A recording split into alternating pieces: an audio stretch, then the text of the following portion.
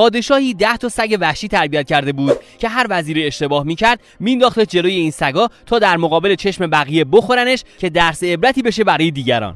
دست بر قضا یکی از وزرای خوب پادشاه یه اشتباهی کرد که شاه عصبانی شد و دستور داد بندازینش جلوی سگا. وزیر گفت اعلیحضرت من دستور شما رو میپذیرم، فقط اگه میشه 3 روز به من مهلت بدین. پادشاه قبول میکنه و به جلاد میگه 3 روز دیگه همینجا بندازینش جلو سگا.